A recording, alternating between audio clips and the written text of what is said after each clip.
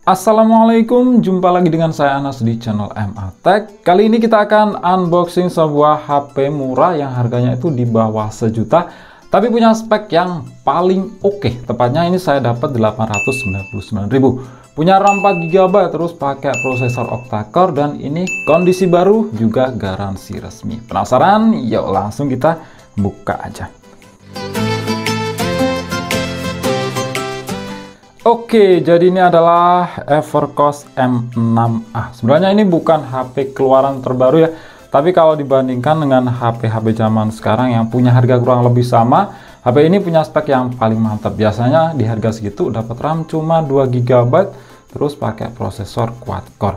Jangan dibandingkan dengan HP limbah Jepang ataupun refurbish ya, karena HP-HP kayak gitu resiko banget.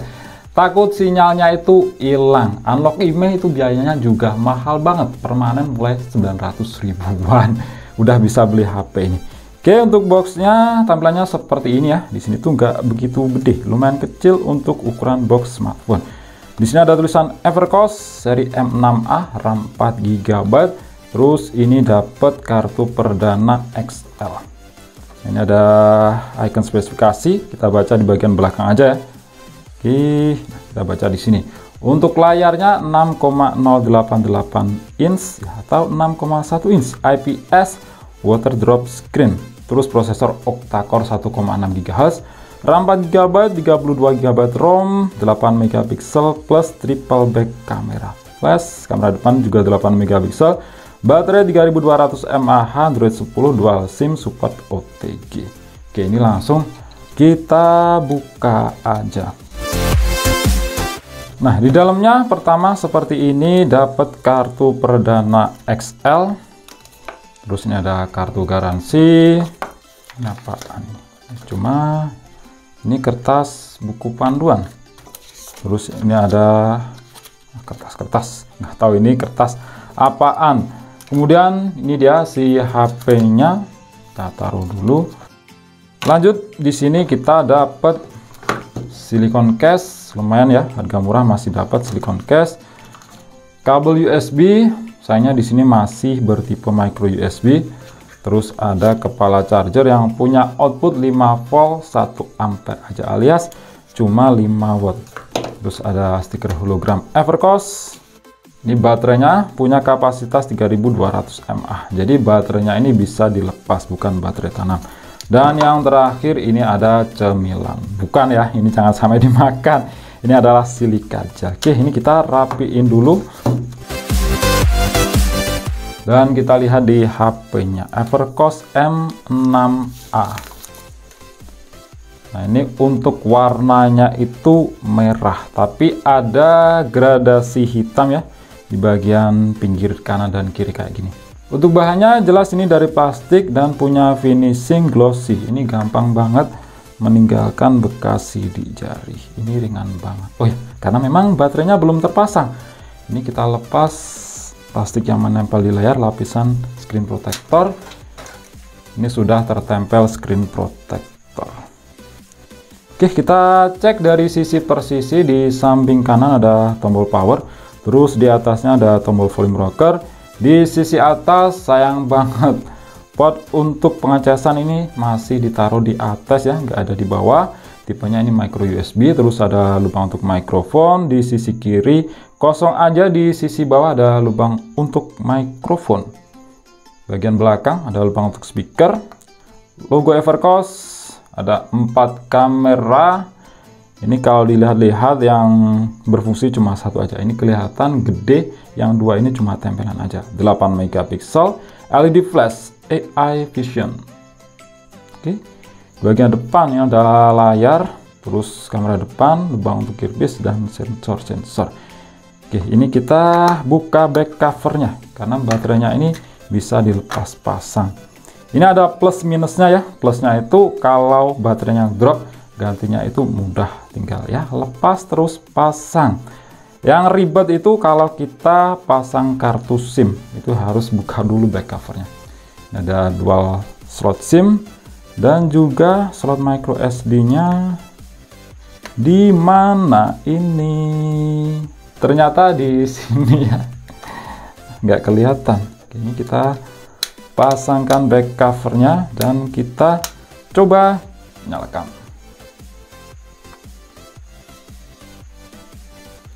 Nah, sambil menunggu bootingnya ini selesai, saya install beberapa aplikasi tambahan dulu ya, dan setting-setting. Tunggu saya untuk kembali. Oke, balik lagi. Jadi seperti ini tampilan layar utama dari Evercost M6A. Nah, di zaman sekarang ukuran layar 6,1 inch itu termasuk compact ya. Dan memang di sini tuh untuk bezel di sekeliling layarnya cukup tebal ya, nggak bisa berharap lebih khas HP murah. Terutama di bagian dagunya ini memang tebal banget. Nah, untuk kualitas layarnya ini saya akui termasuk bagus ya, dibandingkan HP lokal yang harga di bawah 1 juta lain yang pernah saya coba. Nah, untuk aplikasi bawaan di sini juga termasuk bersih. Ada sih aplikasi bloatware, tapi cuma satu aja, yaitu Toko 1001. Tapi ini tuh bisa kita uninstall. Ya, lainnya ini bawaan Evercost yaitu U-Box Universal. Oke, kita cek di setelan. Nah, untuk layar ini bagusnya ya, ada pengaturan ini ya, kontras dan warna. Ini jarang-jarang banget di harga HP 1 juta ke bawah.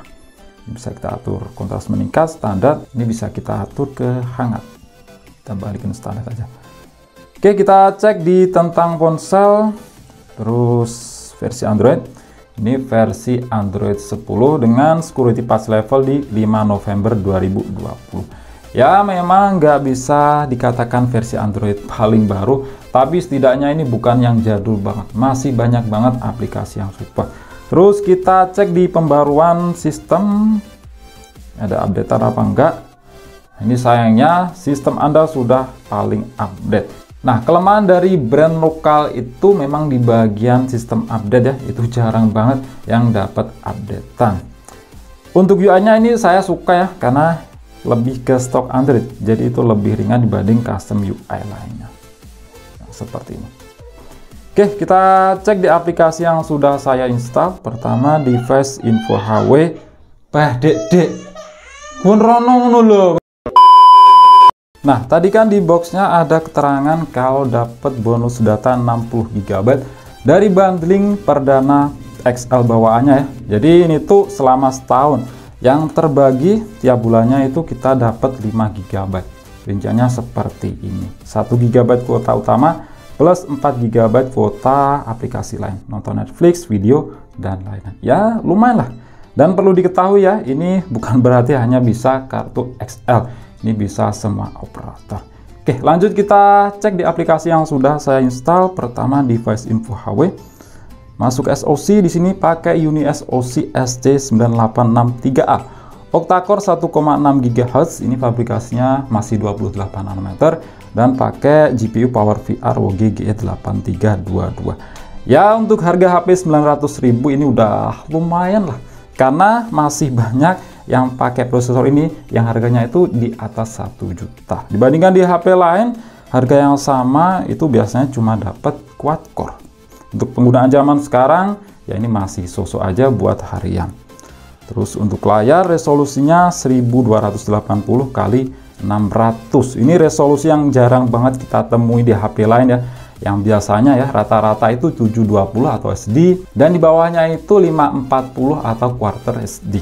Kalau ini WSVGA plus 600 x 1280. Untuk refresh rate jelas ini masih 60 Hz. Penyimpanan RAM 4 GB harga 900 ribuan udah lumayan banget.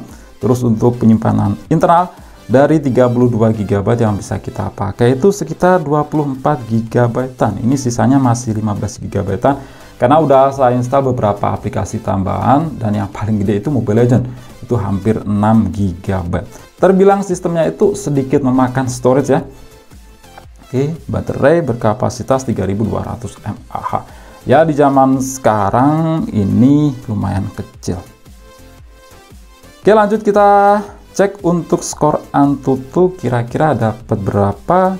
Di sini dapat di angka 116 ribuan dengan rincian skor CPU 35 ribuan dan GPU 12 ribuan. Ya, untuk penggunaan harian ini masih oke banget, bukan untuk penggunaan berat. Terus kita cek untuk multi sentuh. Sayangnya di sini tuh cuma mendukung hingga 2 titik sentuhan aja. Jadi ini semisal kalau buat game ya kayak Mobile Legends perlu sentuhan yang cepat dan pakai multitouch yang biasanya itu ya, pakai 3, itu mungkin akan kurang enak. Oke, lanjut kita cek untuk kelengkapan sensor. Kira-kira ada apa aja? Di sini sensornya banyak banget yang absen. Ini sensor cahaya aja nggak ada, orientasi nggak ada.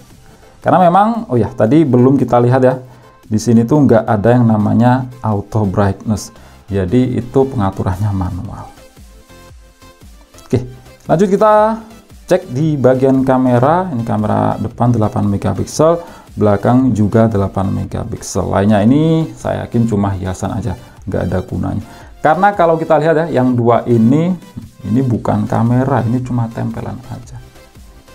Oke, kita langsung coba aja jepret kamera belakang 8 megapiksel. Ya, di sini nggak bisa berharap lebih sih, karena memang sangat-sangat biasa. Ya, setidaknya masih bisa lah buat mengabadikan momen. Terus untuk depan ini juga 8 megapiksel. Di sini hasilnya juga ya nggak bisa berharap lebih, cukup buat video callan aja, bukan buat berselfie ria.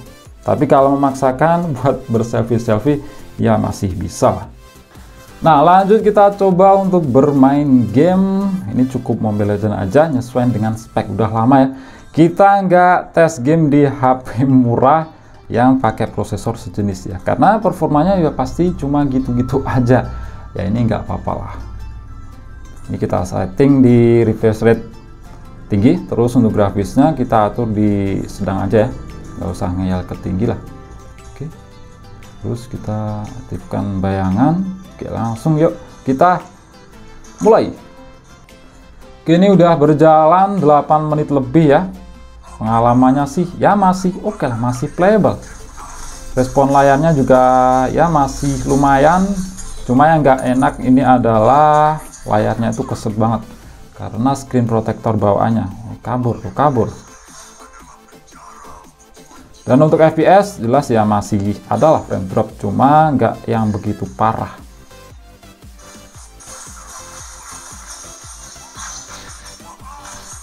Kabur kau. Ini warame ya, warame. Ini karena multitouch cuma mendukung 2 titik sentuhan aja, nggak enak kalau hero yang lincah kayak Fanny terus Hayabusa itu nggak enak. Nah, ini kadang delay sih. Tapi kalau untuk FPS ini masih lumayan. Cuma ya itu masalah layar aja. Cuma mendukung 2 titik sentuhan, terus juga keset banget. Kalau untuk FPS ya masih oke lah. Yuk sini. Ini warame. Mau aku stun.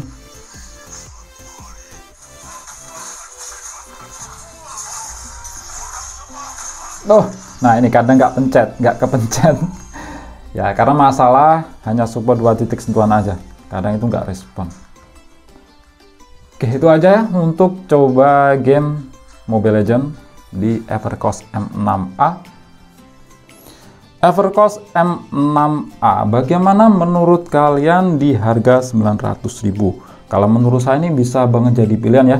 Poin yang paling penting adalah RAM 4GB terus pakai prosesor octa-core. Oke, itu aja. Klik like jika kalian suka dan share jika kalian rasa video ini bermanfaat. Kita jumpa di video selanjutnya dan wassalamualaikum warahmatullahi wabarakatuh.